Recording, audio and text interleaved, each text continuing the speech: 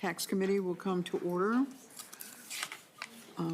The first item is to declare we have a quorum.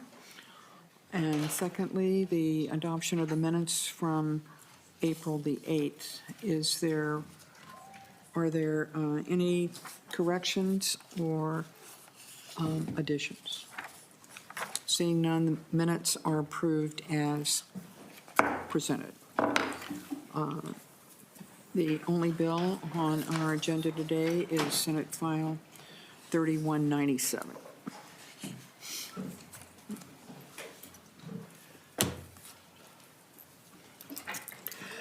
I'm going to take my coffee.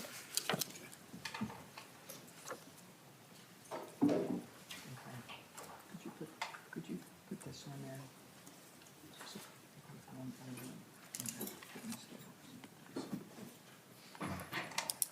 Somebody get what's going on with the page.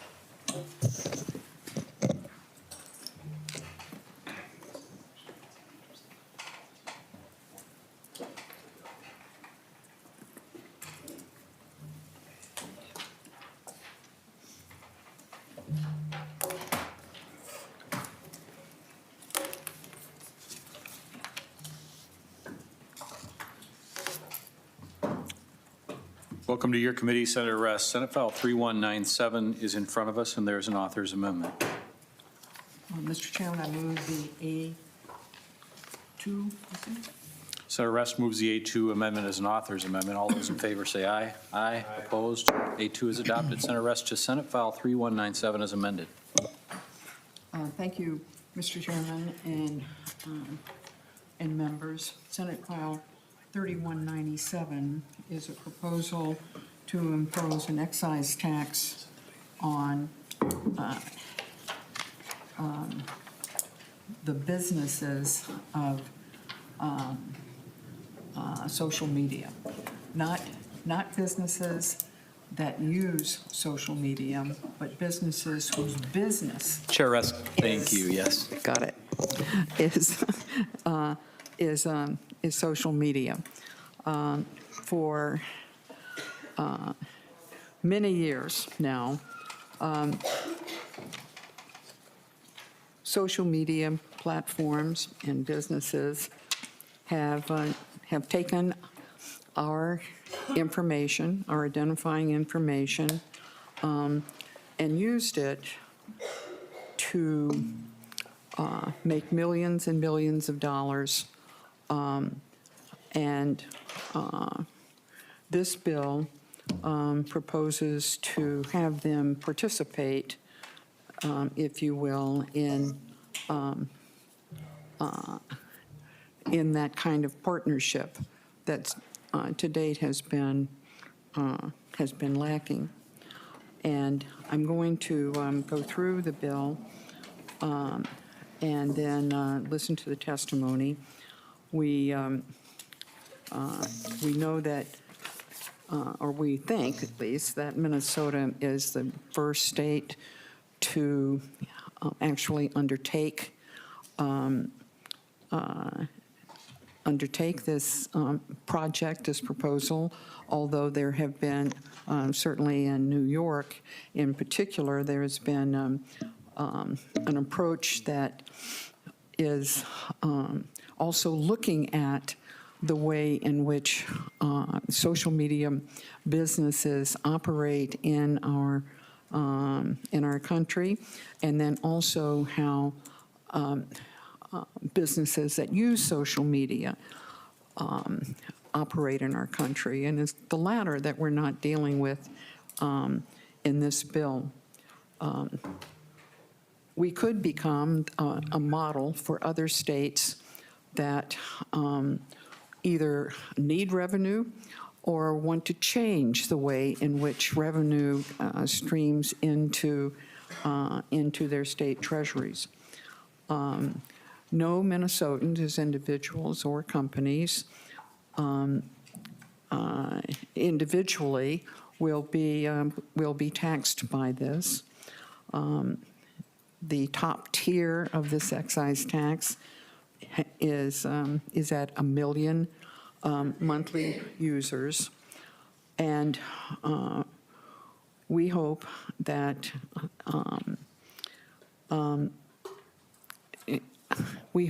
we can modernize the way in which our tax systems work, recognizing that the world has greatly changed, the world of social interaction, electronically or otherwise, has been transformed since the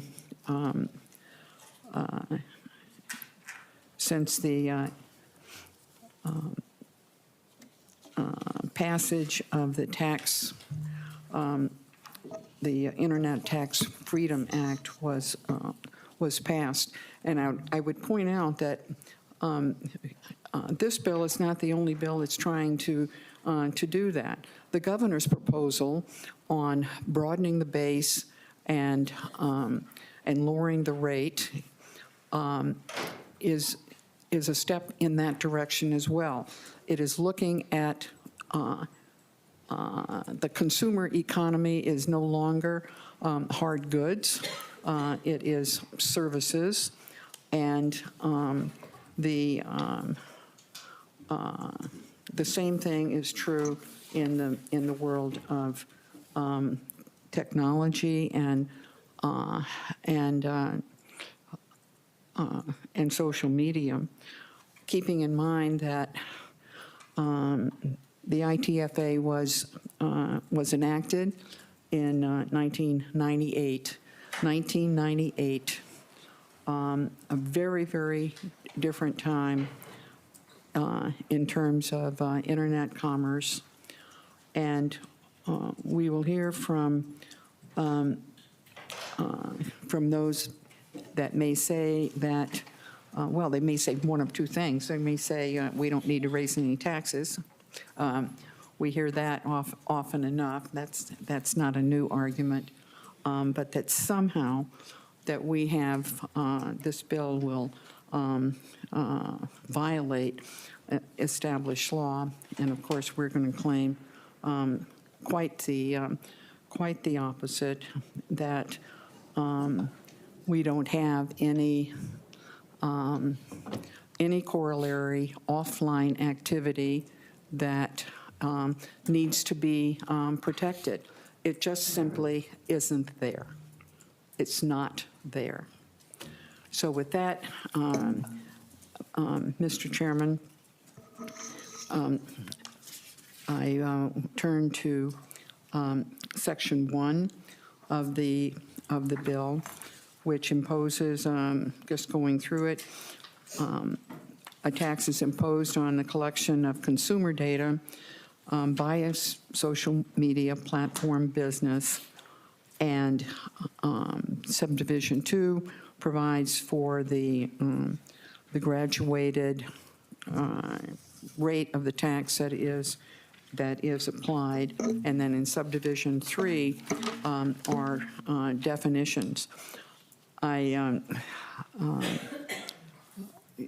It interested me in preparing for the bill what the definition of a consumer was relative to this bill, and we use the word in that first line that a consumer here means an individual who establishes an account on an app.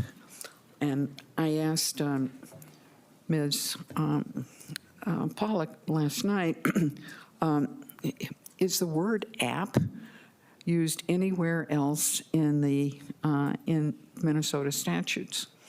And I don't know, but it seems strange to me, but yet that's what we call these things. We call them apps. And we have, on occasion, discovered in new bills that come before us, and not just in this committee, that someone has a new word that might be in a dictionary someplace, a new dictionary, but it hasn't yet come into Minnesota statutes. And so that's another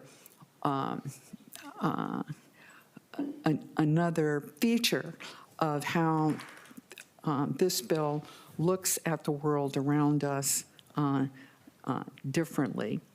This time, consumer means an individual, again, who establishes an account either by an app or a website that is by a social media platform business. And then their data is collected by that business, and it doesn't matter whether the individual is charged for it or not. They take our data. And so the second definition is indeed what is consumer data? And it goes kind of on and on about what that means, that it's any information that identifies, relates to, describes, is capable of being associated with, et cetera. Whether that data is given to the social media platform business by the consumer, by me, by you, or it's derived from other sources. Who is a Minnesota consumer? Well, a Minnesota consumer is a resident of Minnesota. And so why is that term come across as one, as a term of art? And that's because it's very important in Minnesota tax law to determine who has an obligation to pay and who does not. And so we use the word resident in determining that, and in the statute that that controls that, there are like 25, 26 different things that say whether you are a resident, whether your tax accountant lives here, whether you have a Minnesota driver's license, and it goes on, and often the Department of Revenue will go through that list and then determine whether you have to pay taxes as a resident of Minnesota or whether you are excused. We often think of that as meaning how long. That's the thing I think they look at first.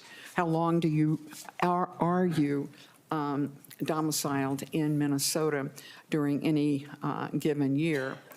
And if you don't want to be taxed, you want to start out with not living here more than with not living here 6 months and a day.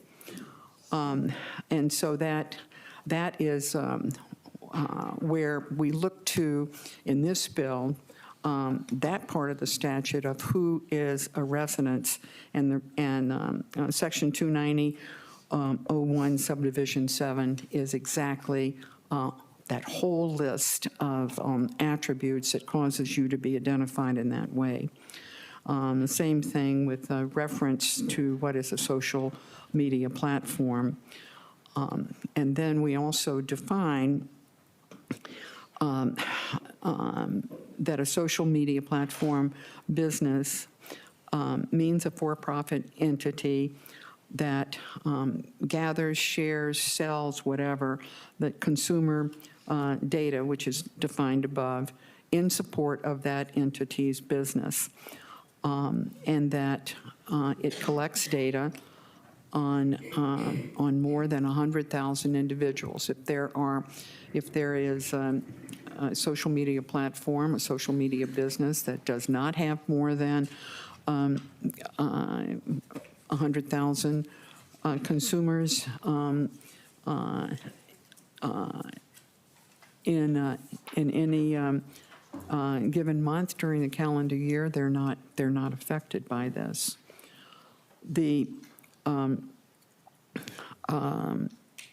In subdivision 4, there is a presumption in this proposal that a consumer whose information on record is available to that social media platform, that it indicates that they have some of the characteristics that are referred to in 290.01 sub 7, that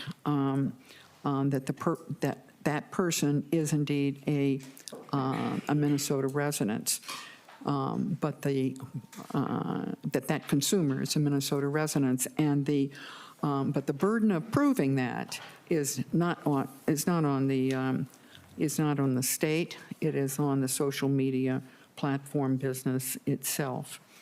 The Minnesota consumer may only be counted once, and C, business entities that are part of a controlled group of corporations also is defined in the Internal Revenue Code, is to be treated as a single entity for the purposes of meeting the definition of a social media platform business. A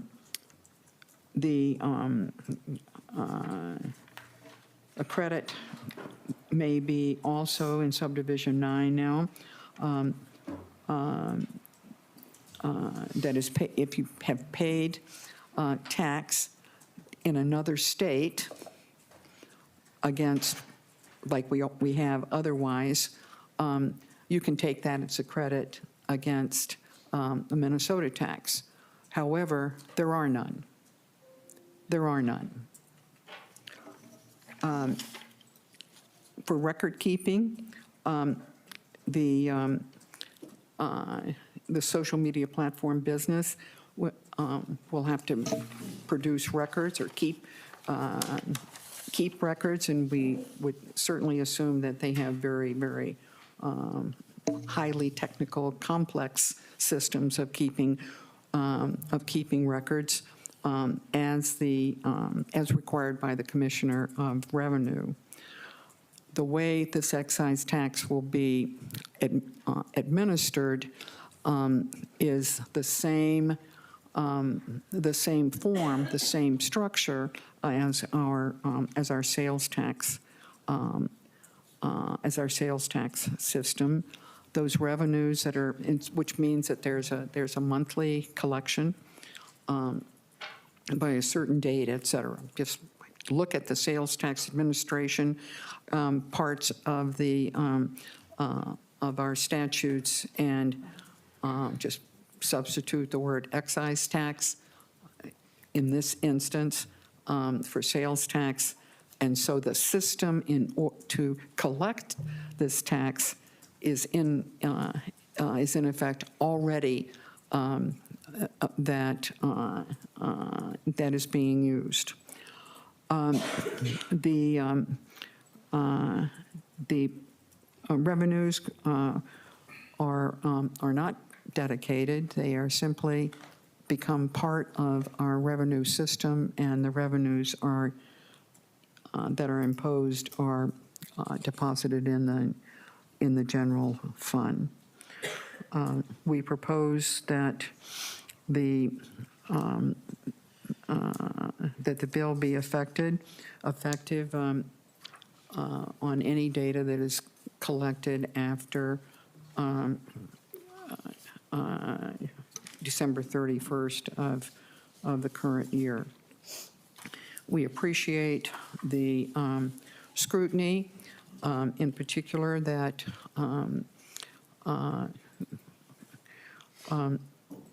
was given to the language in the bill by the Minnesota Chamber of Commerce and their representatives, and the changes that were reflected in the A2 amendment were brought to us by them, and we're very grateful. So, Mr. Chairman and members, that is the bill. The revenue estimate accounts for, since it's collected monthly, the first year shows 11 months. It's like a sales tax. Sales tax, you pay it every month if you have so many, what the volume of sales that would require you to do that. Same thing here. So for fiscal year 2026, it's approximately $45 million, and then for the next years, it's about $100 million each year, and that would be ongoing. So, Mr. Chairman, that's the bill. Thank you, Chair Rest. We'll go to your testifiers. Can Wendy Paulson and Corey Marshall please come forward?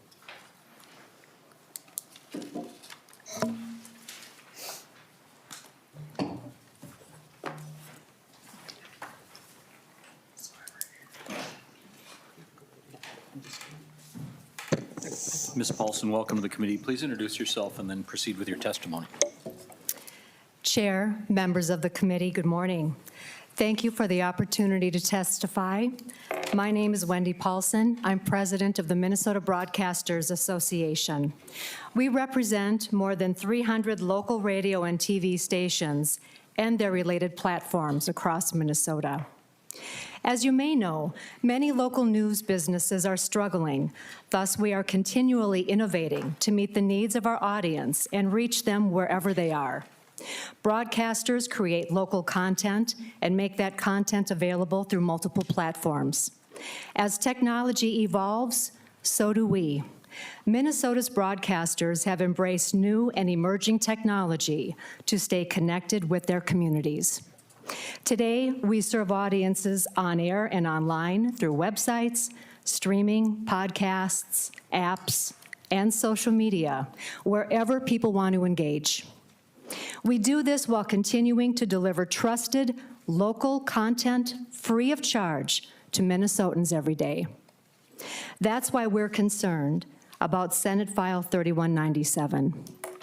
While the goal of holding large tech platforms accountable is understandable, this bill's broad language could unintentionally include local broadcasters who use digital platforms to serve the public. Specifically, MBA members have concerns about the potential impact on medium and large local broadcasters. Though their focus is local content and advertising, they may collect user data through site visits, newsletter signups, and advertising tools. Given their reach across Minnesota, they may cross the 100,000 user threshold, unintentionally subjecting them to the proposed tax. The bill's definition of social media platform and consumer data are broad, and without clear guardrails or exemptions, it risks sweeping in local broadcasters who are simply using modern tools to deliver free, essential information. We appreciate the committee's efforts to clarify who is impacted, though we are continuing to evaluate its potential impact on our members as technology evolves and the lines between social media and local news may blur in the future. We also appreciate your work on this and your continued support for local media that keeps Minnesotans informed, connected, and safe. Thank you, Ms. Paulson. Can you please make room for Deb Peters? Mr. Marshall, please introduce yourself and proceed. Good morning, Chairman and distinguished members of the committee. I am Corey Marshall with the Chamber of Progress, here to respectfully oppose SF 3197. I'd also like to have the record reflect that I've always been a big fan of Senator Rest, so it's interesting to sit next to her to oppose her bill.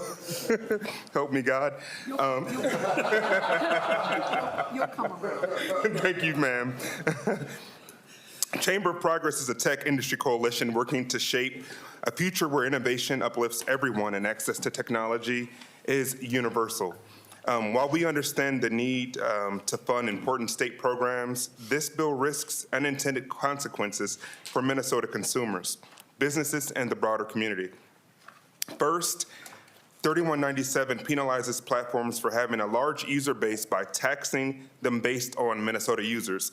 This could lead companies to limit or scale back free, widely used services like Gmail, Google Maps, YouTube, and Facebook, tools Minnesotans rely on every day for connection, work, and community engagement.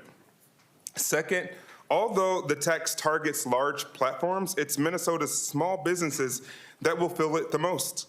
Thousands of local retailers, restaurants, and service providers use affordable digital ads to reach consumers and customers.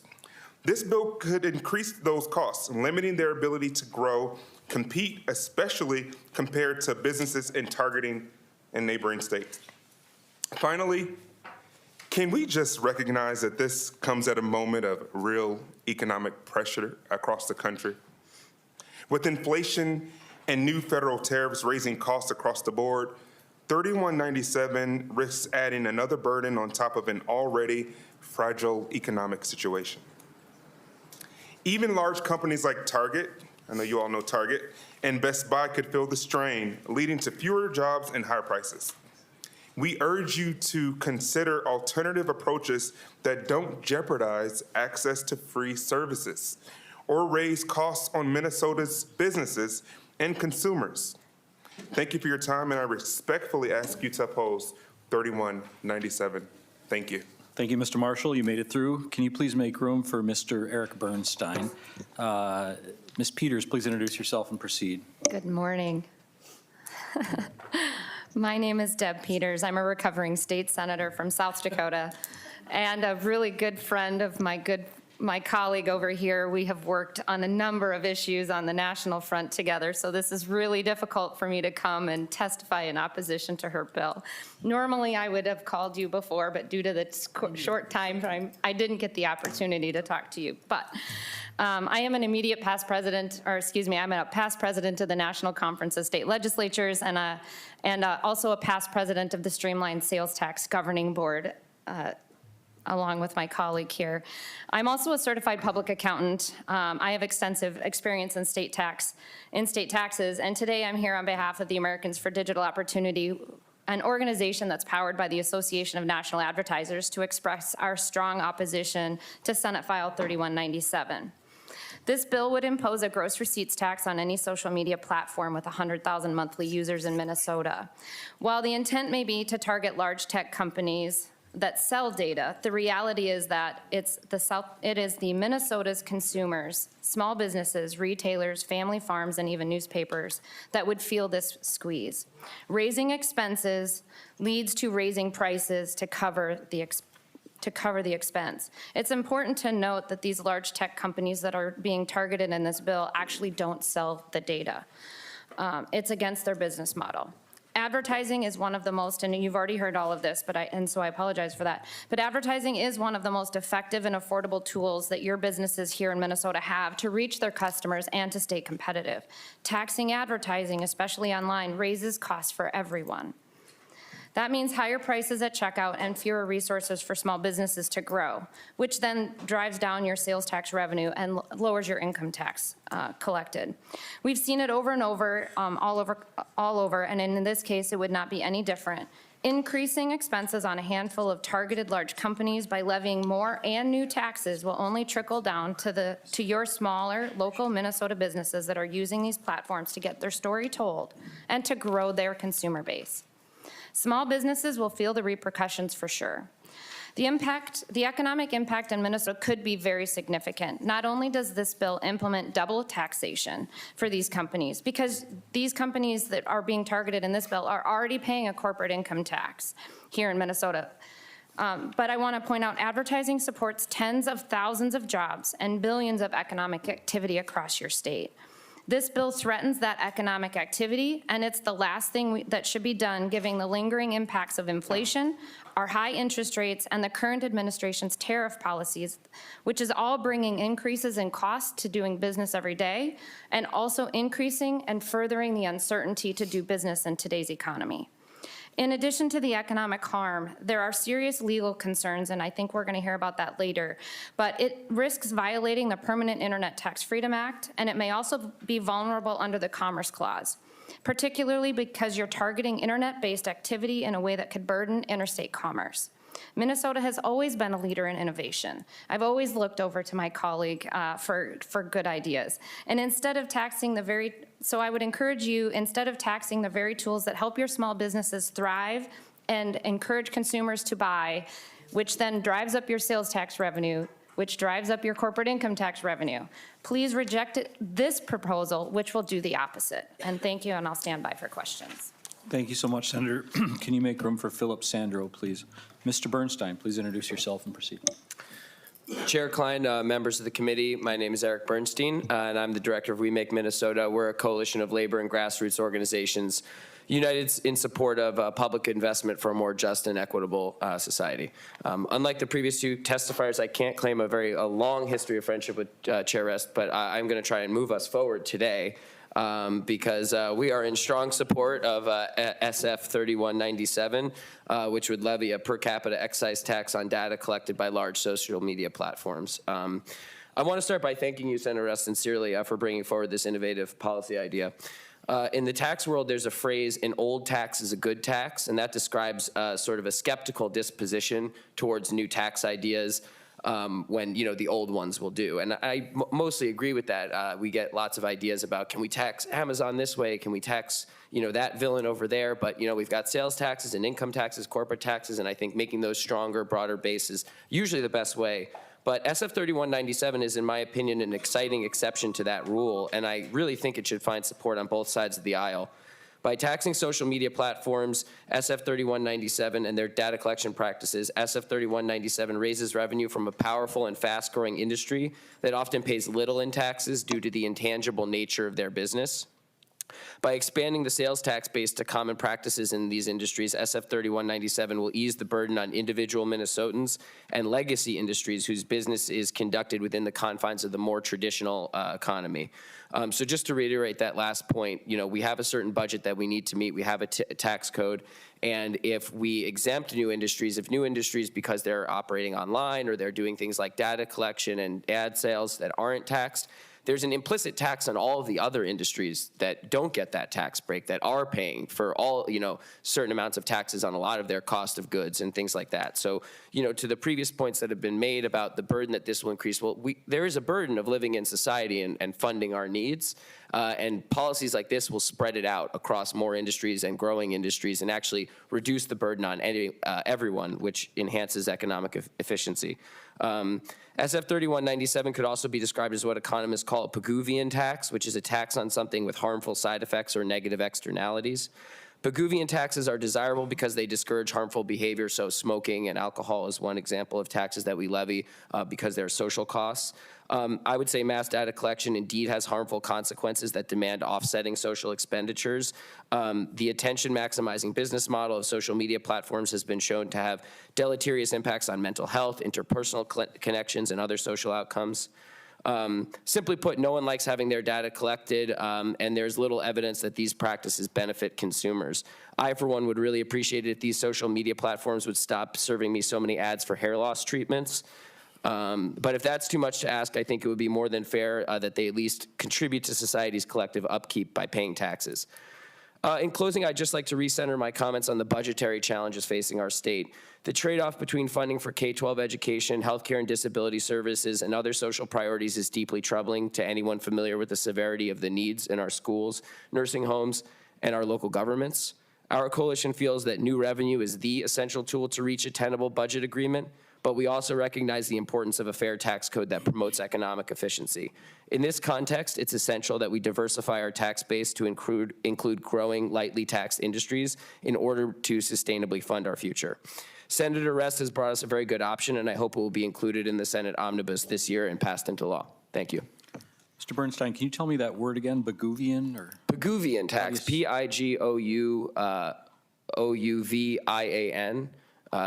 The economist was, I think, Pigou, Pigou. Is that right? Thank you, sir. And please make room for Shannon Slatton Schwartz. Mr. Sandro, please introduce yourself and proceed. Chair and members of the committee, My name is Philip Sandro. I live in Shoreview, Minnesota. I am also a volunteer leader with Isaiah, Minnesota. Thank you so much for the opportunity to testify in favor of Senate File 3197, which I consider to be a very important bill, not only for myself, but for thousands of other Minnesotans. I'm fearful, and I'm not generally a fearful person, but I've been asking myself, what if the federal government cuts federal funding for our very important social safety net? I know it's likely. Project 2025 calls for it. My question is, will the state of Minnesota have raised revenue to offset the loss as best we can? My wife and I have been retired for 3 years. We live on a fixed income, and I don't usually tell people what our income is. I feel like it's uncouth usually, and I feel a bit vulnerable sharing this in public. But we are in the second from the bottom of the federal income tax bracket. It's tight, but we're managing. But several years back, I had a pulmonary embolism and lost lung capacity. The doctors told me I was very lucky to be alive because the clot barely missed my heart. I'm still considered moderate for another risk of a clot. I pay north of $500 per month for blood thinning medication, a medication that was to have a cap on it like the prices for insulin. But there are now calls at the federal level for repealing this part of the Inflation Reduction Act. Also, because of my pulmonary embolism, I was quoted a price for long-term care insurance that was impossible for us to afford. So we won't have it. Now, I've paid into Medicaid my entire adult working life with the promise that it would be there when I retired. But again, there are calls at the federal level for scaling back Medicare and privatizing it via Medicare Advantage programs. If the federal government cuts back on Medicare or raises prices significantly, my wife and I will be in real trouble. We will begin to have to make choices that make people less healthy, not more. So what's this have to do with the bill? My story is one of among thousands and thousands of Minnesotans. I shudder to think about the many thousands of Minnesotans that are actually worse off than my wife and I if our social safety net gets tattered. This bill is badly needed because it provides revenue that could be used to help those that will be hurt if the social safety net is shredded. If we don't commit to raising revenues to help those who will be hurt, our state will really be headed towards a crisis. It will be a crisis. But I hope that doesn't happen, and I still want to believe that Minnesota is a place that cares for people. I urge you all to support this important bill. Thank you again, Chair and members of the committee, for allowing me to testify. Thank you, Mr. Sandro. Can you make room for Tanner Fritzinger, please? Ms. Schwartz, please introduce yourself. Mr. Vice Chair and members of the Senate Taxes Committee, my name is Shannon Slatton Schwartz. I'm the Executive Director of CCX Media. We cover the 9 stations, or the 9 cities rather, north of 394 and west of Highway 100. Today, I'm also pleased to be representing MACTA, which is an organization of PEG channels across the state. PEG stands for Public, Educational, and Governmental Programming that is produced by cities and organizations. Thank you, Senator Russ, for bringing forward this concept and discussion. This is an idea that's running parallel to a conversation that's been happening in our industry for several years. MACTA supports the concept of this funding, which we believe could help modernize the funding model of community television stations or PEG cable channels across the state. We recognize that this proposal does not specifically make this connection, so I'm going to try to connect those dots. Currently, PEG stations are funded through local cable franchise fees that are negotiated between city governments and cable companies to compensate local governments for use of the public right-of-way. These fees fuel PEG stations, which provide unique programming that viewers cannot get anywhere else. We fill a growing news desert, and we promote government transparency at its most local levels. We are responsible for recording government meetings or city meetings around the state, high school sporting events, voter forums, news stories, community events, and so much more. As the distribution of video content diversifies, residents now consume our content through social media platforms like Facebook, X or Twitter, or YouTube. But that content travels to residents over the same path, the cable that runs in your public rights-of-ways. These social media and streaming services do not pay for access to the rights-of-way, despite being users of the same infrastructure. So we believe there is a direct connection to support hyperlocal media through a modest fee on social media and/or streaming services. At CCX Media alone, our revenue has gone down 35% since 2017. Across the state, stations have reported drops ranging from 13% to 43%. We have been working with legislators to modernize our funding model in a few ways, and we believe that PEG stations could be considered as beneficiaries of revenue generated from a social media and/or streaming gross receipts tax. We offer our members as a resource to lawmakers as you craft this proposal that could have significant benefits to hyperlocal PEG stations. Thank you. Thank you. Mr. Fritzinger, please introduce yourself. Chair and members of the committee, my name is Taryn Fritzinger, and I am a political affairs coordinator for the Minnesota Association of Professional Employees. We are a union representing roughly 19,000 members working in public service across all state agencies, boards, and commissions. Thank you for the opportunity today to testify in favor of Senate File 3197. Senate File 3197's proposed excise tax on the collection of consumer data by social media platform businesses is an innovative and reasonable proposal to increase Minnesota's revenue as we face a substantial structural imbalance in the coming years and current uncertainty in federal funding, and we are already experiencing some of those impacts. Last week, the Minnesota Department of Health sent layoff and separation notices to 170 employees whose positions were funded by suddenly terminated federal grants. Many of these individuals worked as infectious disease professionals whose job was to track and plan preventative measures against mass outbreaks of harmful sicknesses. The federal government also shuttered the Energy Assistance Program, which provides low-income families with heating and air assistance. Minnesota needs to seriously consider substantial revenue raisers, not just cutting expenditures, so that there's adequate time and resources for the state to make decisions as to whether we want to backfill these essential programs and services that the federal government has abandoned to keep Minnesotans safe. Senate File 3197 gets us closer to that goal. Thank you, Chair Rest, for introducing this legislation, and we urge the committee to pass Senate File 3197 and other revenue raisers. Thank you, Mr. Fritzinger. And do we have Professor Darian Shansky online? I hope so. Yeah, we can hear you. Please introduce yourself and go ahead. Thank you. Thank you very much for having me. My name is Darian Shansky. I'm the Martin Luther King Professor of Law at UC Davis School of Law. I've written extensively on policy and legal issues relating to digital taxation, and I'm honored to have the chance to testify before you. Just a few policy points and a few legal points, and then I'm happy to answer any questions now or in the future. This bill addresses the challenging question of how to tax social media platforms, and such platforms, as you know, make up an increasing share of our economy. These platforms are in the business of bartering free services for data and attention on one side of their business and selling the data to advertisers on the other side.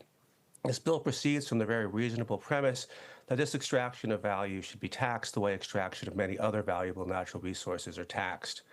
And this is before one considers that in this case, the providers of the data are not paid for their data, though they do typically receive some free services in return. One reasonable way to think about this tax is that it's a consumer protection measure. The state is concerned that the public is not getting a fair deal.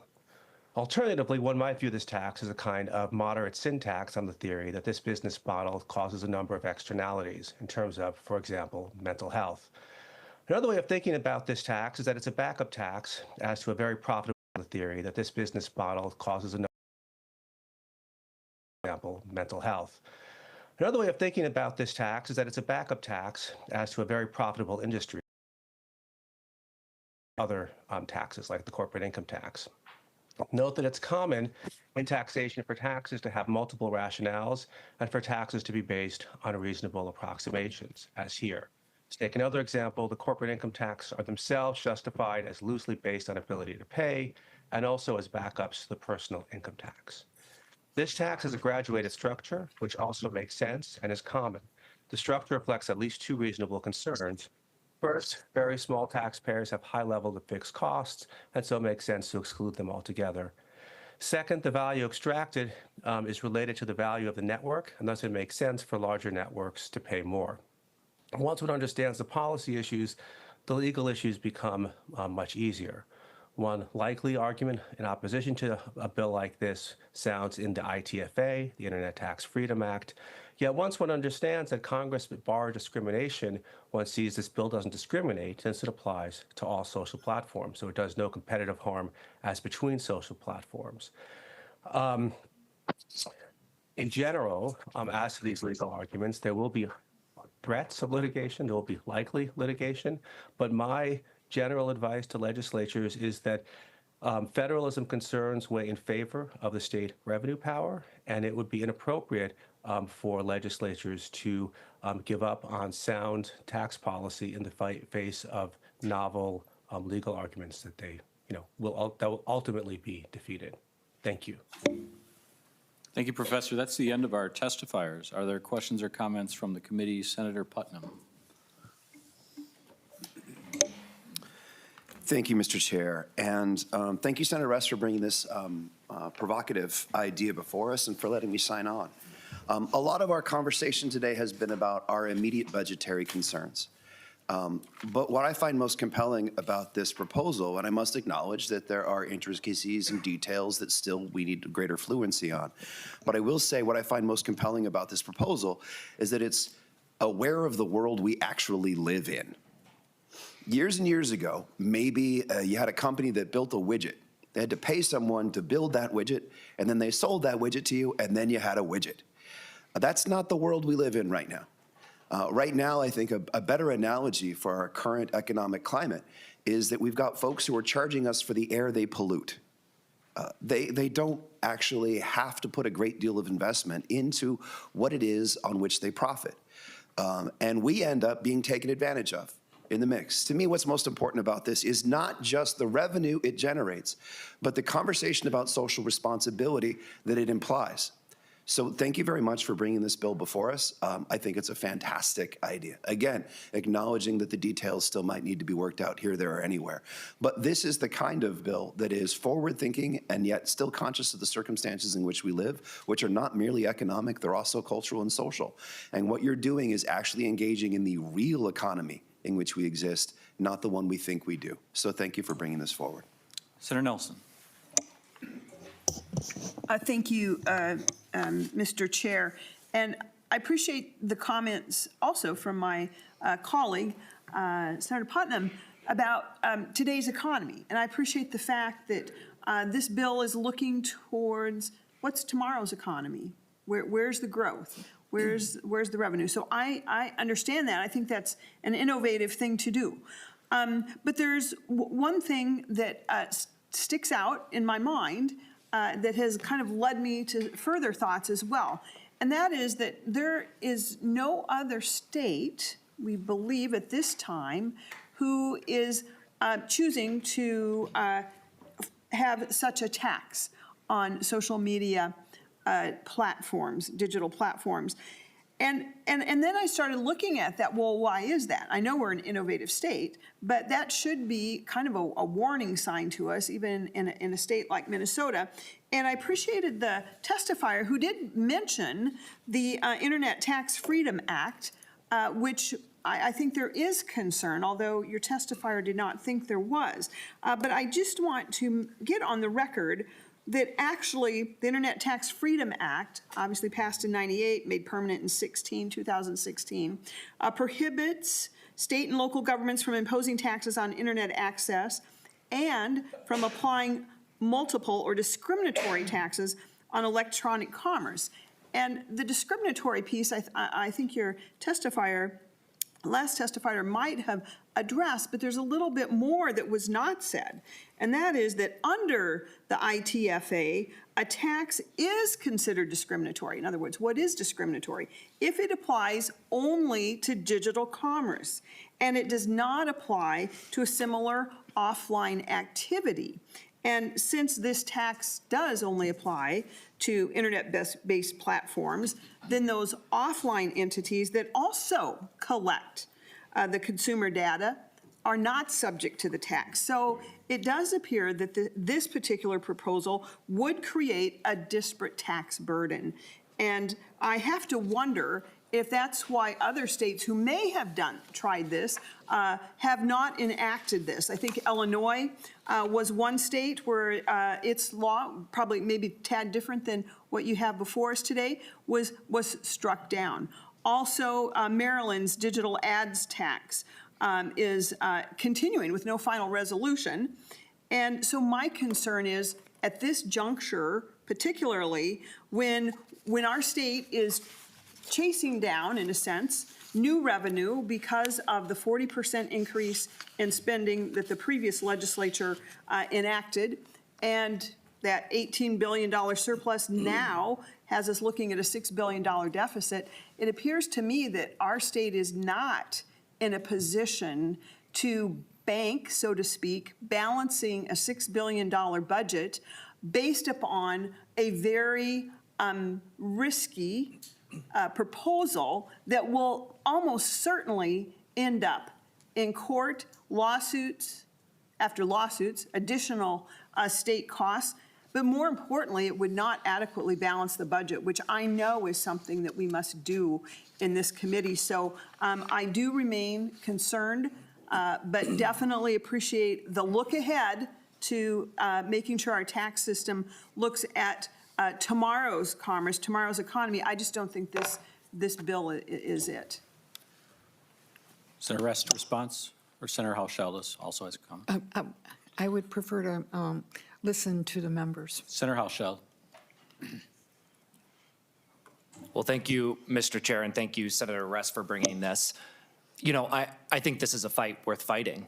I think tax policy is about values. I've talked about that in our previous tax bills. We are deciding how we can get the revenue that we need to provide core services as a government for all the people that we represent in Minnesota.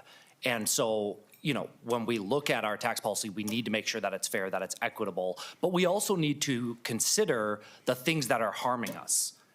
When we look at tobacco, when we look at alcohol, when we look at gambling, when we look at cannabis now in Minnesota, we have decided as a state, and I would argue as a nation, that these things, while yes, addicting, yes, sometimes enjoyable in moderation, should have taxes because they do negatively impact us. I also represent the Iron Range where there is mining. So if you want to bring this to a real place, as Senator Putnam talked about, when we mine minerals from the earth, we put additional taxes on it because it is taking something from us. And we are saying, when you mine from us, we are going to tax that so that we can then provide core services to the communities where that mining takes place. I would argue that social media companies are a modern mining of the information that we all hold dear for ourselves. Now, yes, we may benefit from those social media companies. We may enjoy the connections that they provide, but they also are addicting our children. I have a 5-year-old and a 3-year-old, and I am terrified of the future that the social media companies are creating for my children and for my family. So let's make sure that if they're going to be providing the things that they're providing, that they're also making sure that they provide us the revenue we need to fund things like education, to fund things like nursing homes. Those are the decisions that are in front of us as a tax committee and as a legislature. How are we providing for the core services that matter to people while making sure that those that are making the wealth off of the backs of children are paying their fair share? These are leeches on our society, leeches that we have come to accept, but they are leeches nonetheless. So there is no reason that we shouldn't, as Minnesotans, decide to fight the fight, take the legal recourse, and try to tax these people who are benefiting most from us. We can't let America become an oligarchy. We are not Russia. But look at what is happening in our country with these social media companies. Consider the fact that the top 0.1%, not the top 10%, not the top 1%, the top 0.1% own more wealth than the bottom 90%. That is wrong. That is oligarchy, folks. America is currently an oligarchy. 50% of Americans own 2% of the wealth in America, 50%. We can make decisions that change the trajectory of wealth in America and in Minnesota. We can lead the nation and say, this is not right. You may have social media headquarters in California and Texas and Washington, D.C. You may have your mansions outside of the centers of power at the White House. You may be in the White House cutting services like Medicaid and Social Security. But we're going to damn well make sure that we are taxing you if you're going to be doing those things. This is the decision before us. I represent some of the most rural and poorest communities in our state. These folks don't have social media headquarters providing the jobs that they need. They have mining, and we tax it. Let's tax social media companies too, so that we can provide the services that are in front of us. Tax policy is about values. Minnesota can lead the way on values for this country. Minnesota has already shown over the last 2 years that we can lead a new vision that is in stark contrast to what's happening nationally in our country. And Madam Chair, I couldn't be more pleased that you are bringing this policy forward because I think it's the right fight. This is the big tobacco fight of our generation, and we can fight it and we can win it here in Minnesota. Thank you. Senator Hauschild. Other comments from the committee? Senator Miller. Thank you, Mr. Chair. Senator Ress, I got to admit, I've seen a lot of creative ways during my time in the Senate to raise taxes, and this is certainly one of the most creative that I've seen to increase taxes here in Minnesota. I think the question before the committee and really before the legislature right now is, why are we in the situation that we're in? Okay? Why do we have a bill in front of us today to raise taxes? Well, the reason we have a bill in front of us to raise taxes, which would, based on the revenue analysis, my quick back of the napkin numbers look at it, it'll raise over $334 million over the next 4 years. So this is a $334 million tax increase over the next 4 years.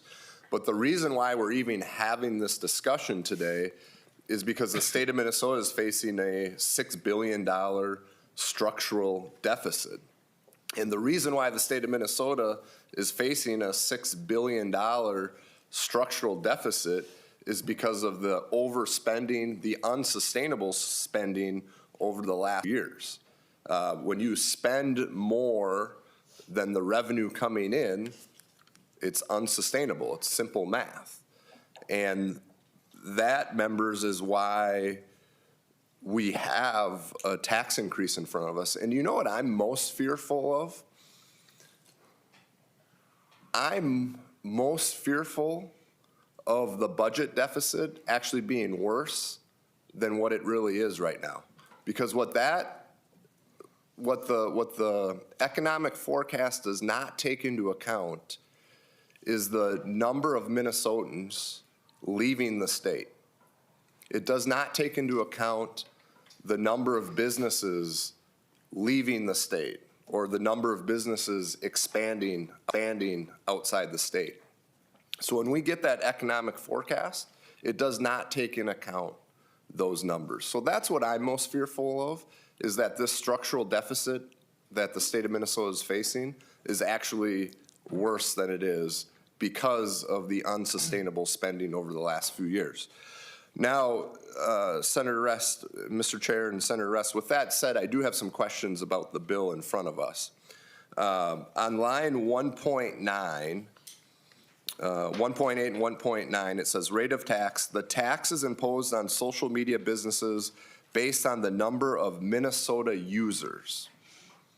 But Mr. Chair and Senator Rest, I see consumers defined in the bill, but I don't see users defined in the bill. So how are we defining Minnesota users? Senator Rest. Mr. Chairman, Senator Miller, I believe it's a similar term, but I'm going to ask Ms. Pollack if I'm incorrect in that assumption. Ms. Pollack. Mr. Chair and Senator Miller, Senator Rest, the author's A2 amendment actually inserted the term social media platform on 1.9, so it would say Minnesota social media platform users. So the term users is not defined in the bill, but that would imply, you know, people who are on and using a social media platform.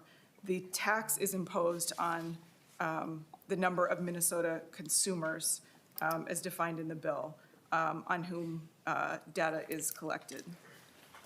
Senator Miller. Thank you, Mr. Chair, and Senator Ress, or perhaps council. So if it's based on the number of Minnesota consumers, how do we determine and what data is collected or will need to be collected to determine who is a Minnesota consumer? Ms. Pollack or Senator Rest. Mr. Chairman, Senator Miller, the social media platform businesses will have to report to the number to the Commissioner of Revenue as they then are paying the tax that would be imposed on that number. Senator Miller. They're required to do that in the other parts of the bill. So thank you, Mr. Chair and Senator Ress. So then are we going to ask these social media platforms to collect more data from Minnesotans? So are we going to, as a Minnesotan, am I going to have to provide more information about myself to these social media platforms in order for them to determine whether or not I'm a Minnesota consumer? Mr. Chairman, Senator Miller, all they have to do is to be able to count. Okay. That's all they have to do. If their consumers are Minnesota residents, which they should have in their record keeping, and they are required to, in sub 6, they are required to maintain records. And as a matter of fact, they boast about how many millions of subscribers they have. They're not anonymous numbers. They're not anonymous people. But we're not asking for any personal data, none of that at all. Just count how many there are, and if you're above the threshold, then you are subject to this tax. And by the way, if you look at the revenue estimate, it is there are other social media platforms that don't meet that threshold, and the revenue estimate is based on the 14 social media platform businesses that do. There's no invasion of any kind of personal information, but they, of course, know the basic information about you. In fact, even probably more than you wish they knew or had, or sources.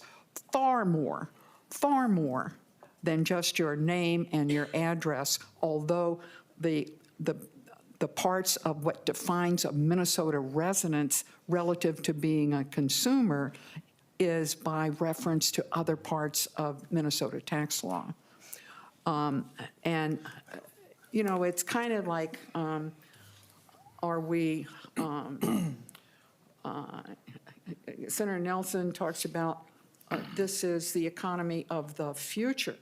Well, I beg to differ. It's right here, right now, and his 5-year-old child is subject to it. It's right now. It's not the future. And the social media platforms, they had between 2016 and 2021, these people who are talking about all these small businesses, well, come on. That's not who we're talking about here. We're not talking about taxing advertising. We're just talking about the number of subscribers they have. Just the number, not not even what the social media platforms do with the information. Just the number. Just the number. That's what would determine it. Now, what is legitimate in my mind, questions that we should all be asking ourselves is, why are we proposing a new tax to start with?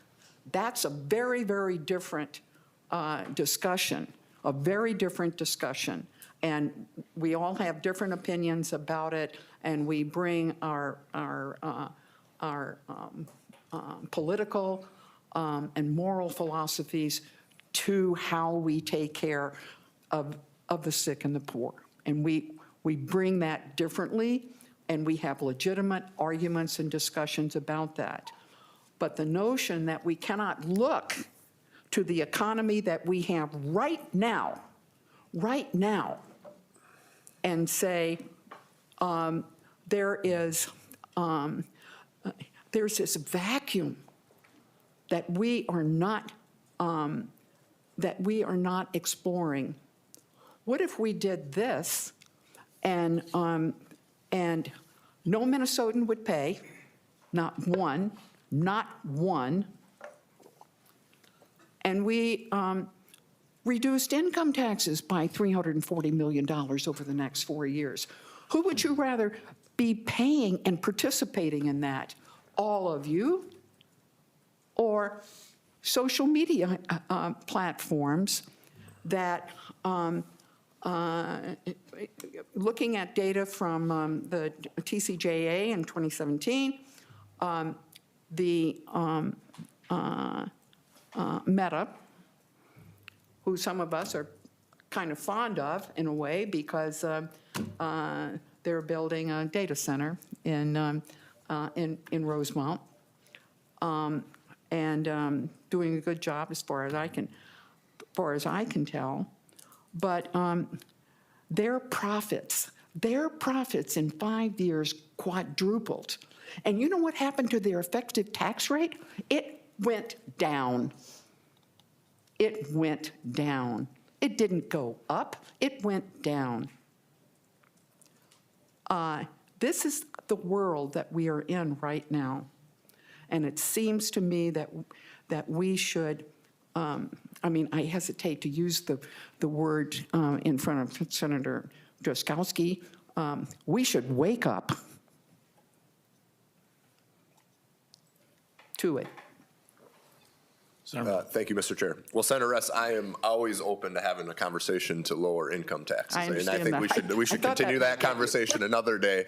But I'm still confused on the Minnesota consumer, because my understanding, I'm on some social media platforms, not all of them, but I am on a few, and to the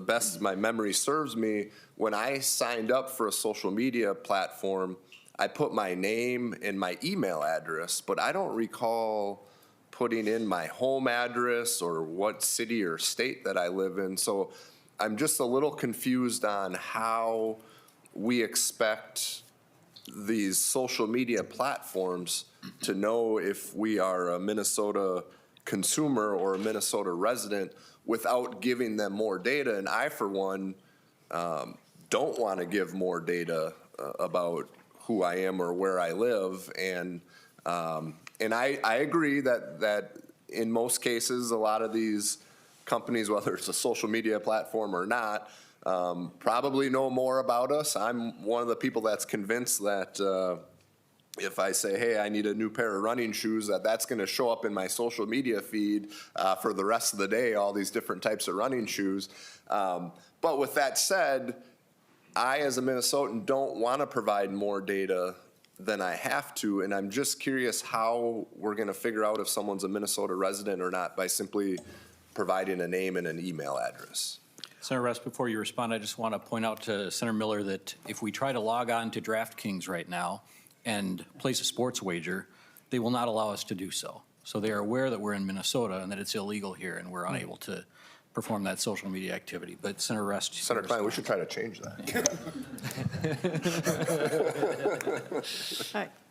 Mr. Chairman and Senator Miller, please know that they know so much more information about you and who you are and what your preferences are, and that you and how many children you have, and they probably even know their names. And it's not because of information that you had to sign up.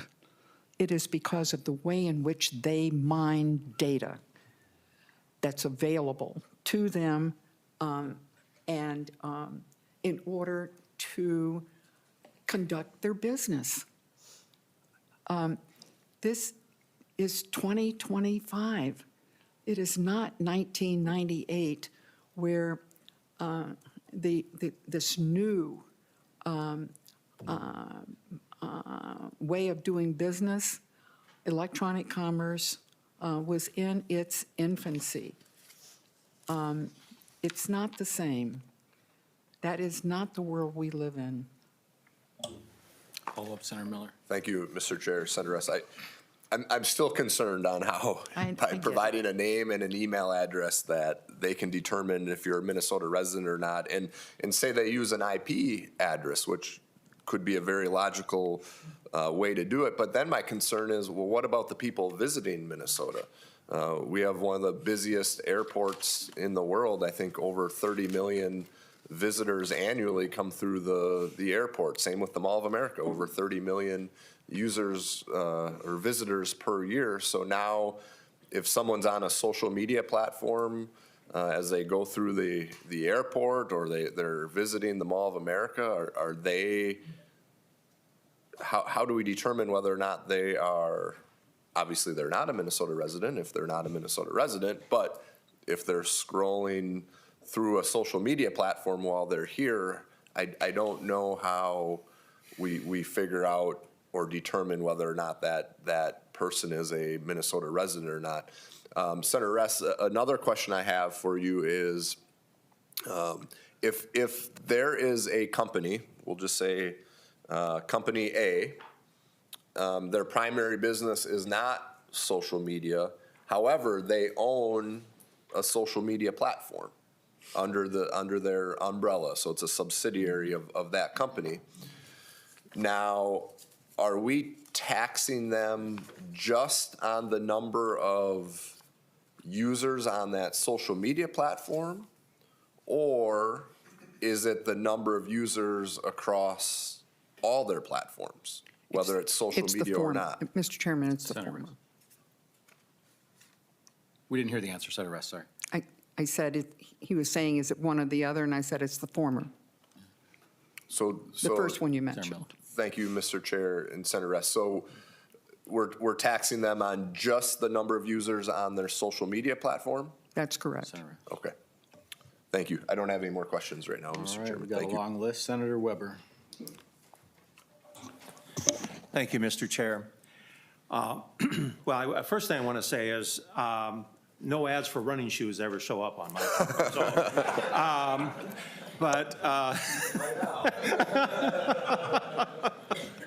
but anyway, first I have a few questions and I'll have some comments. Actually, you know, as we proceed through the budget process, and the one statement that has been made already, which I totally agree with, is that there will no doubt be lawsuits concerning this piece of legislation. And if in the process of that, there should be an injunction given that the state cannot collect this money until decisions are made, what does that do to our budget process? And this would happen after, obviously, the end of session if this were to go through. But what kind of problem does that create for the state with having an automatic deficit creator by a court action? Senator Ress. Mr. Chairman, in the 2023 tax bill, one of the sources of revenue was GILTI, the Global Intangible Low Tax Income. And there were all kinds of threats about how, well, this isn't going to work, it's going to be illegal, you have to have all kinds of factors, this, that, and the other thing. And as far as I know, and we'll sue you, and as far as I know, that has not happened. That has not happened. Or maybe it's going to happen, but it has not happened that I'm aware of from discussing that bill with the Department of Revenue and its representatives.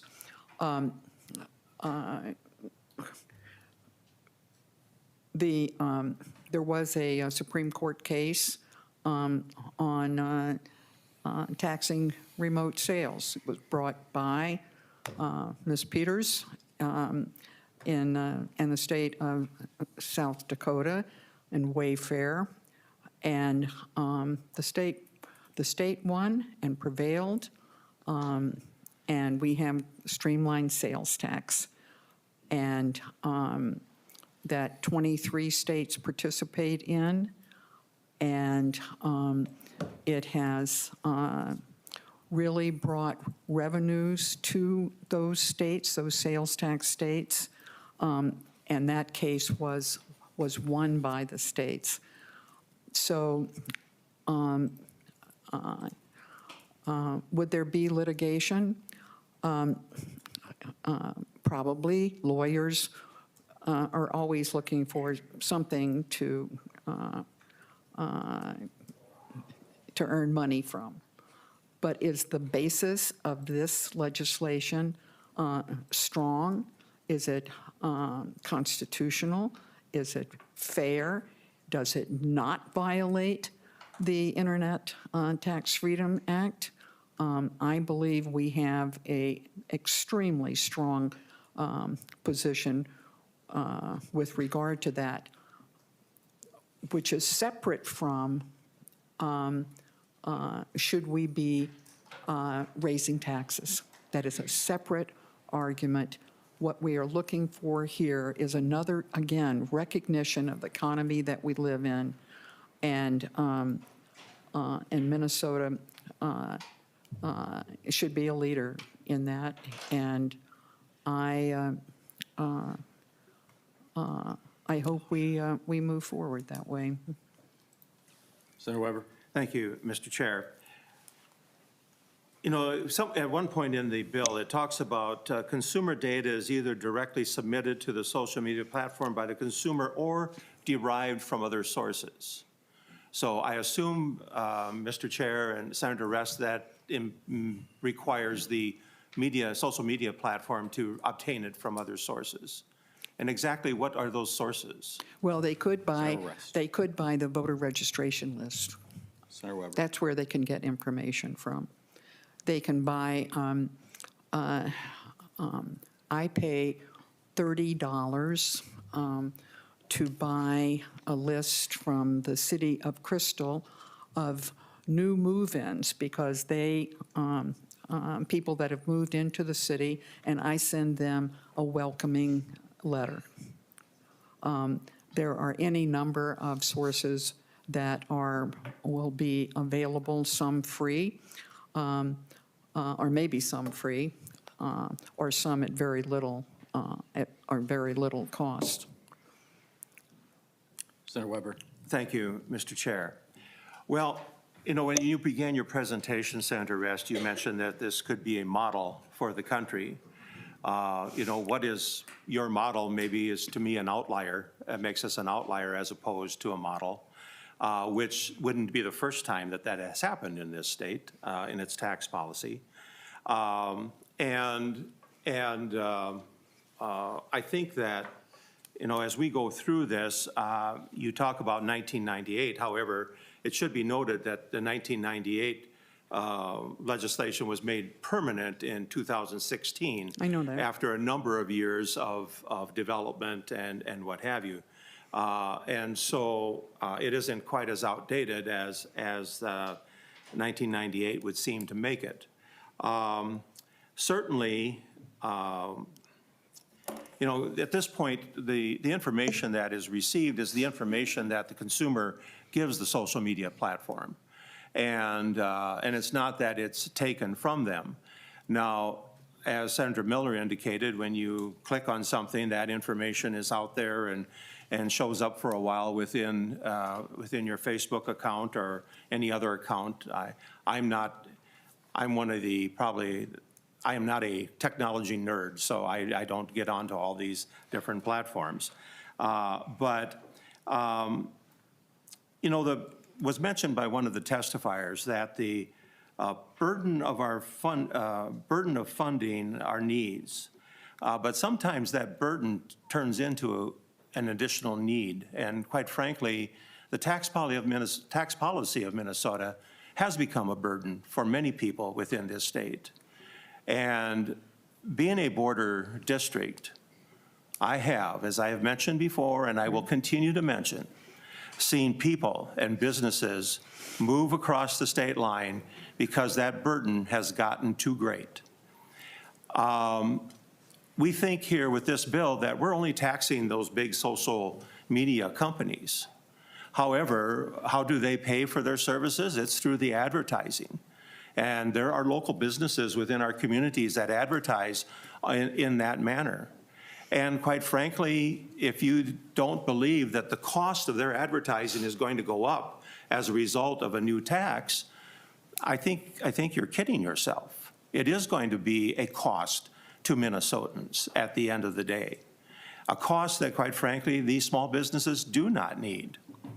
You know, we heard some impassioned speeches around this table about oligarchies, which seems to be a favorite term these days from Bernie Sanders and AOC as they are out there cruising the country. And, you know, quite frankly, a true oligarchy is made up of government officials, to be honest about it, at the end of the day, that you do see in communist and socialist countries, because they're the only ones that wind up with money are the people in government. But the reality of it is that our budget issues that we are facing, we have no one in Washington, D.C. to blame. This budget, our budget was increased by 40% in 2023.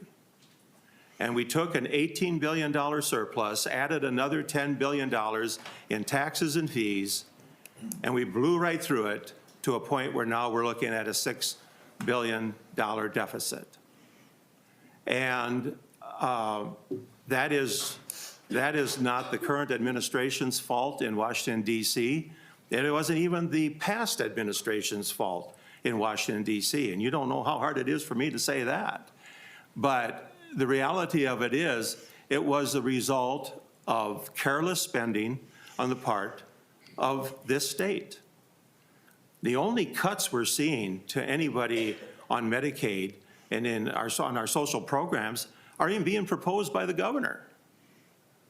There's been nothing proposed from Washington, D.C.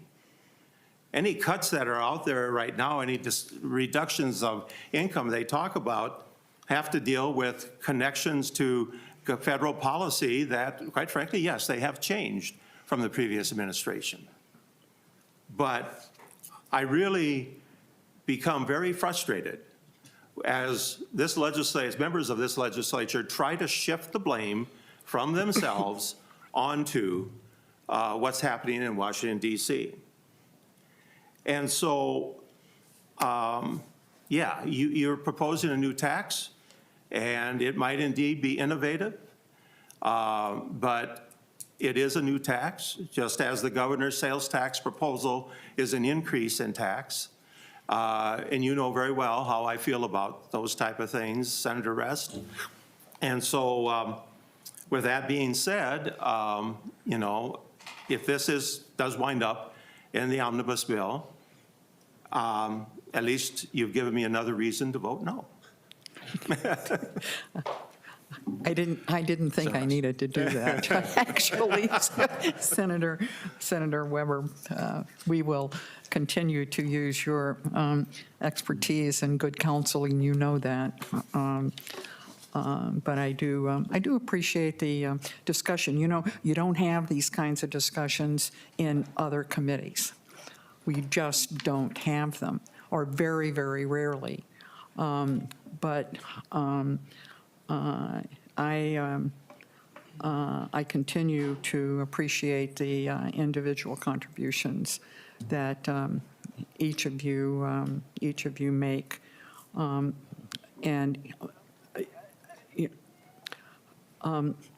We all like hearing comments about, from people that support what we do.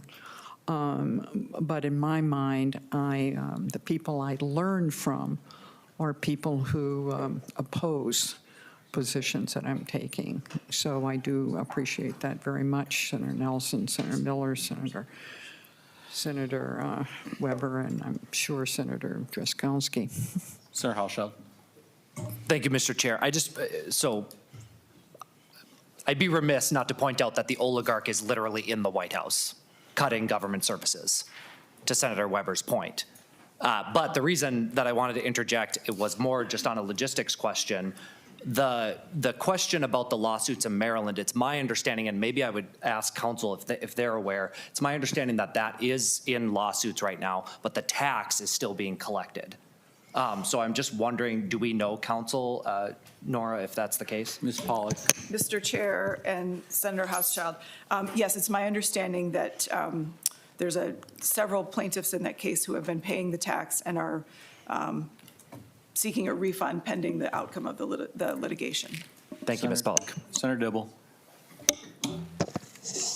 Thank you, Mr. Chair. At the risk of repeating some points that have already been made, I just want to reemphasize the argument and the sound policy that lies at the foundation of Senator Rest's proposal, which I think was originally articulated by Senator Putnam and Senator Hauschild, which is our taxes and our tax policy have to reflect the reality of the current economy. That's exactly the point that Senator Rest has made in presenting this proposal.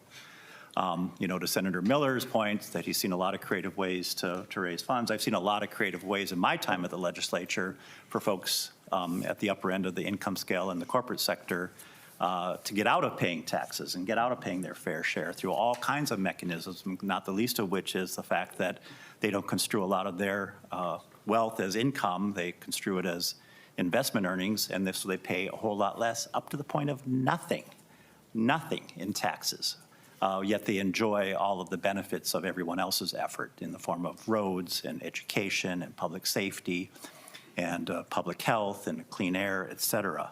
And so that's exactly what's happening here, is that we see a corporation that's enjoying unbelievable profits. These data firms have literally hundreds of billions of dollars just parked in cash in bank accounts all over the place, all over the world, because they make too much money. They don't even know how to spend it. And so I think it's reasonable, to Senator Hauschild's point, that we tax something that is causing cost and harm, and that we also have an economy that's based on a fair tax system that reflects how the economy functions. My transportation bill of a couple of years ago reflected some of the changes in our economy and how we receive goods and services and how those are transported around our communities. I just wanted to respond quickly to the arguments we hear frequently. You're very, very good at reciting your talking points about what happened in 2023. I just want to reset that conversation a little bit. This is the truth of the 2023 budget bill. We passed record-setting tax cuts, tax relief for working people who pay property taxes, people who have kids in childcare, people who pay Social Security taxes, $3 billion that came to. We put $4 billion on the bottom line. We put $4 billion in reserves. And then we also tried to catch up from the Pawlenty era cuts to our public education system. We're trying to catch up and take care of the poor and the needy and disability services and health care. And with most of that $18 billion was one-time money, which we used and invested prudently in our state's economic infrastructure, our roads, our bridges, our transit system, and the buildings that serve our higher education system. That's the truth. of the 2023 bill. That was an investment in the people of Minnesota and keeping costs low, lunches for kids in school, as contrasted with, and I'm sorry, Senator Weber, what Trump is doing, and there are many millionaires and billionaires, that is an oligarchy cabinet that he has, make no doubt about it. What they're doing is they're messing up the Social Security system so people who rely on Social Security system can't access what they are entitled to. They're going to be in crisis if they're not already in crisis. I read this morning about a small business that's relying on some manufacturing from overseas. His small business is destroyed. I'm just glancing right here at my own phone. Fred Kashkari says that we're going to have inflation. Delta drops their outlook and says growth is stalled. Groceries will likely cost more next week, clothing more by summer. FDA is slashing their workforce. The number of new medical devices reaching the public has fallen. Small Minnesota company is leaving their goods in China because it can't afford tariffs. That people are going to, every family is going to be paying $8,000 more because of these tariffs, courtesy of President Trump. Minnesota company stocks tank amid larger market downturn.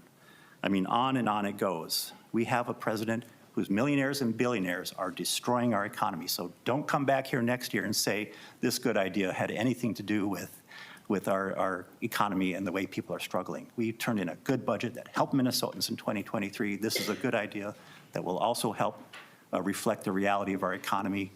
But we are going to be back here probably to rejigger our budget because Donald Trump, Elon Musk, and his oligarchs are driving us right over a cliff. Thank you, Mr. Chair.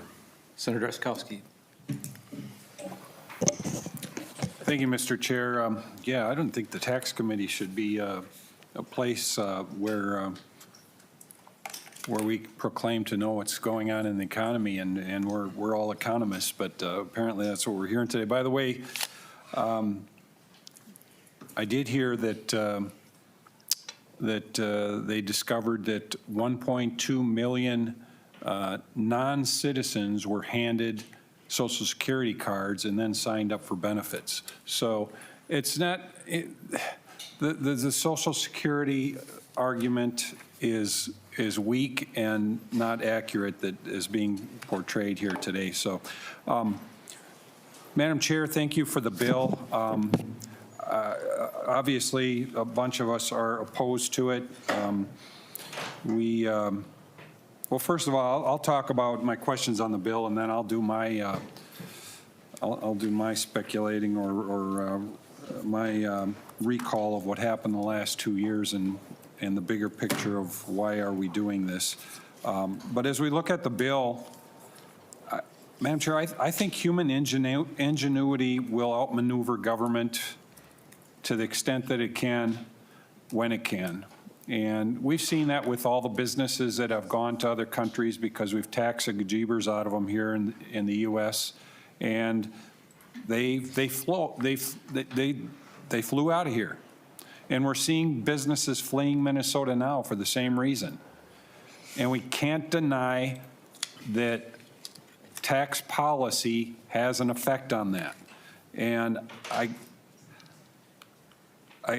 see kind of the same thing here with this. Are we taking into account what the businesses will actually do and how they will react to this?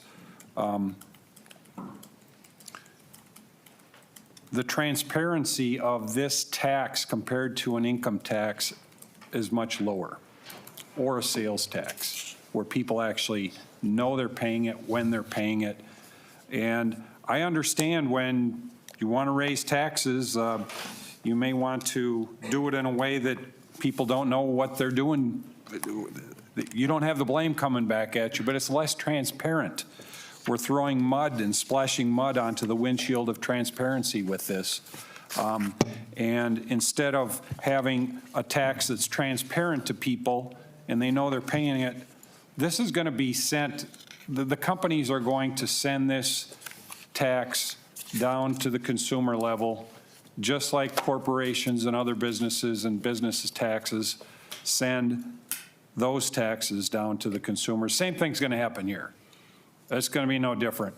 And the people aren't going to know that they got taxed, but it's going to be a regressive tax, just like the corporate tax is. It's going to be probably among our most regressive taxes in Minnesota if this ever makes its way through the court. I'm concerned about reliability of this tax. A couple of members have mentioned, and you've acknowledged it'll probably be challenged in court, be struck down the court. If we're relying on this tax and we get in the next biennium and we don't have the revenues coming in, that's probably not a good place to be. Also, the technologies. Again, people in and outside the companies and the consumers both are going to find ways to commit to avoidance of sharing of their information, VPNs and other things that they'll put up in order as a consumer or even to accommodate them as a business to avoid this tax. It's a natural human behavior that is bound to happen, and I'm very concerned that the reliability of this tax is going to be something that would put us into a very bad position. I did mention it was a regressive tax, but I was really kind of taken aback at kind of maybe some of the members' discussion and certainly some of the testifiers that came in. The people are already here showing up to testify to say they want to spend the money, Madam Chair, and the corn pile hasn't even formed yet. And that seems to be the motivation for doing this tax. That motivation, the other one that I sensed was an envy.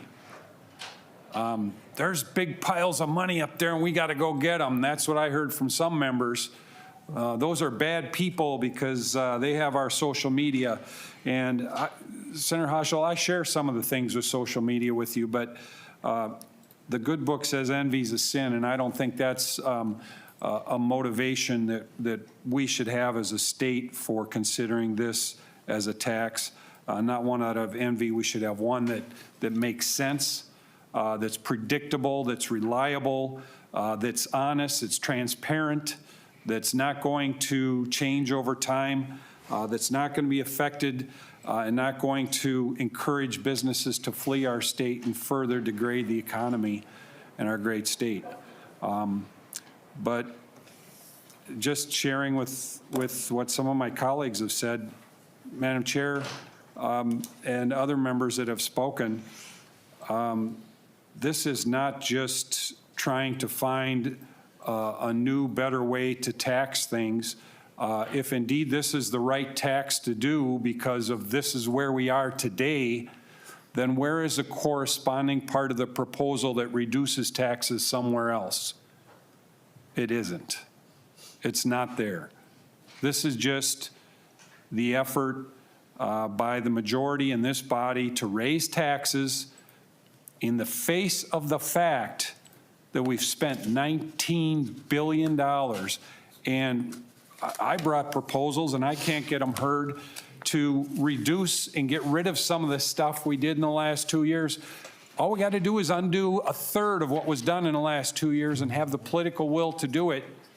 We don't need to have this tax increase or any of the other tax increase proposals that are coming forward because they won't be necessary. And they aren't necessary. All we have to do is back off of some of the wild-eyed, trifecta-driven policies that have come and burdened our state and that are chasing our people and our businesses out of here so we can regain our competitive competition again.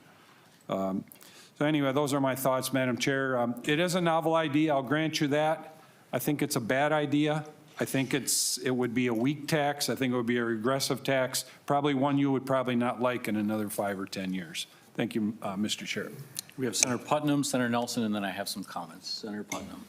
Thank you, Mr. Chair. Just very quickly for some of the points of discussion that have been made at the risk of redundancy. I want to underscore what Senator Ress is talking about this being about now and not about the future. But I think more importantly, our conversation right now is pivoting on the use of the resource and not the concept behind it. This, in my mind, has absolutely nothing to do with our current budgetary circumstances. We've heard a lot about the $18 billion. I am personally proud that a big chunk of that was the cut on the tax and Social Security benefits, which I authored and we made happen. I don't think that's wasteful spending. cutting that tax. I don't find that wasteful spending. I don't think that's irresponsible economic behavior. But I will also say that the issue that we're facing right now is one we should have addressed 5 to 10 years ago.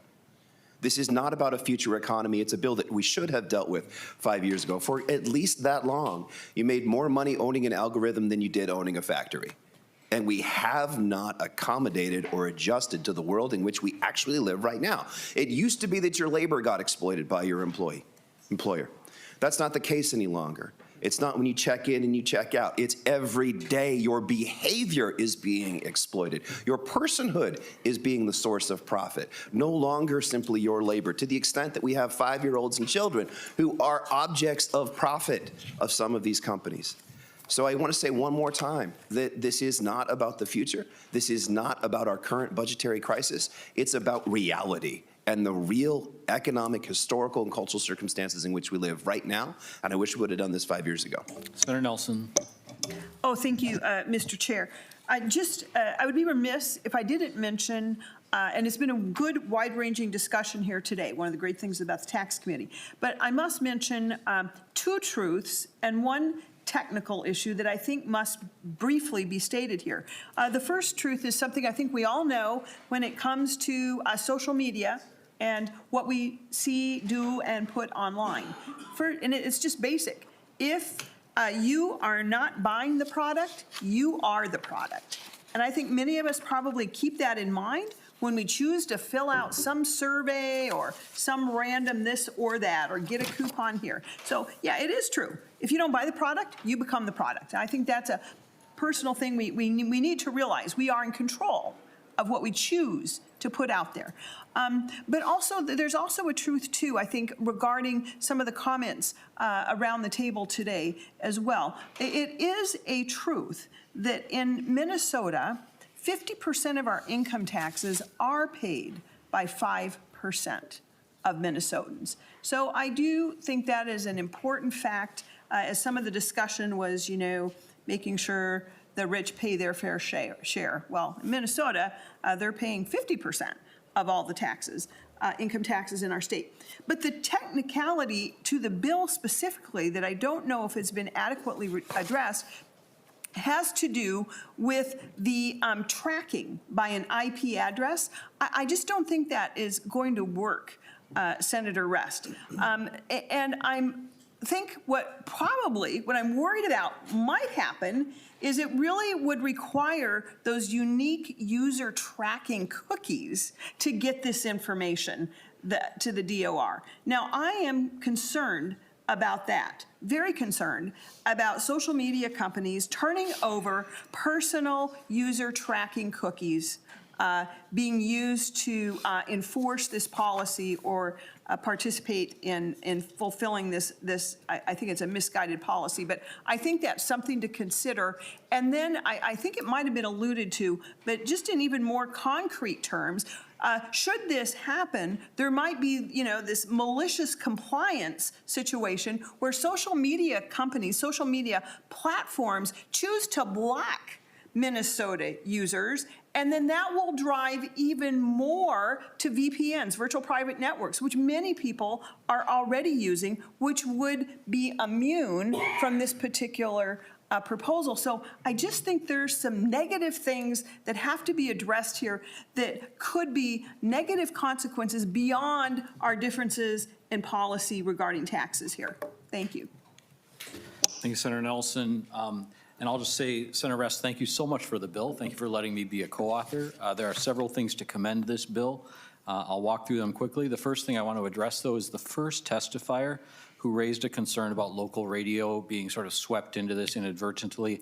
I'm certain that's not the intention to capture them in this bill, and I'm certain there's comfort language. No, they're not included. Introduce, yeah, to sort of make sure that their concerns are resolved. As other members have said better than I can, this is simply modernizing our tax structure to reflect our current economy. And I commend you for sort of the second time this session, bringing us into the 21st century with legislation that you have brought forward. We like words on this committee, and we learned a new one today, Pigouvian, at least I did. Other word for that would be syntax, and I agree, yeah, that this falls in the same category as things like alcohol and cannabis and wagering, things that we enjoy in moderation, but have a penchant for addiction, and which we like to tax as sort of tapping the brakes on overuse of those activities. So this fits in exactly that category, and is another factor commending the legislation. And lastly, it was advocated on this committee today that this is a regressive tax. This has to be simply the most progressive tax that I've ever heard introduced here.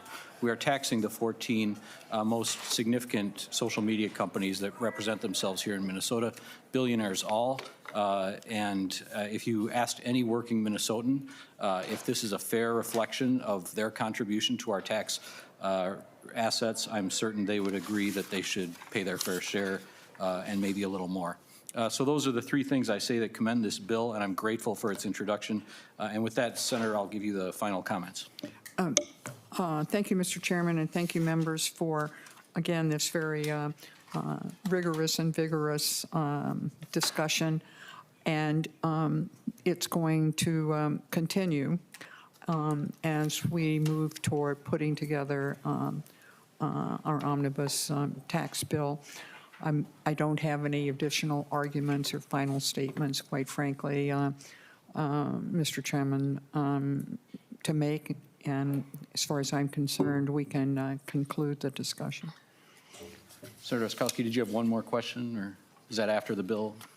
Okay, all right. With that, members, Senate File 3197 as amended will be laid over. Mr. Chairman, one announcement, that is that we have committee tomorrow, also beginning at 8:30 a.m. And other than that, you may bring the committee to a close. Senator Oskowski, did you have a question for the chair? I do, for whoever would like to answer it, Mr. Chair. I'm wondering, a couple of weeks ago, we did get a commitment from the Commissioner of Revenue to show us his work around the shift in the governor's proposal. And I haven't heard back yet. Has the committee heard back from the Department of Revenue? That was a couple weeks ago. And we were also told that we were going to get the information about the number of auditors in the department currently. Those are the two pieces, and I haven't seen hide nor hair of that information. I'm wondering if we can.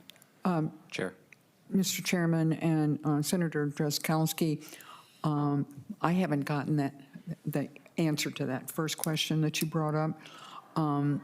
But I thought with the presentation of the governor's bill, they did discuss the audit function and the investment that comes back from increasing the number of auditors, particularly not of the small businesses, not of the individuals so much, but of the very, very complex tax structures that a number of very, very wealthy corporations in particular employ to avoid taxes, but when they, which is absolutely legal and should be a virtue to try to do that.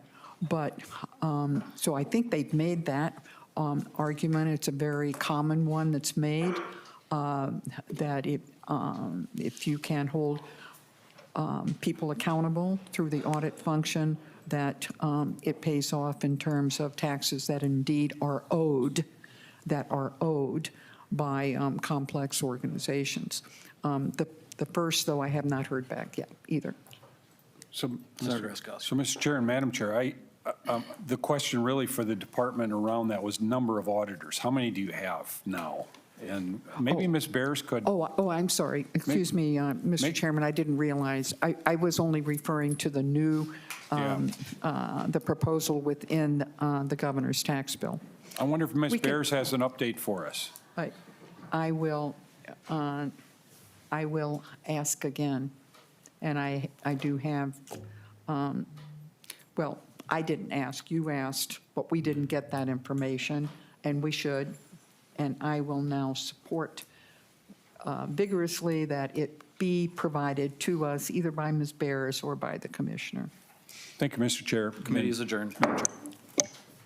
Thank you.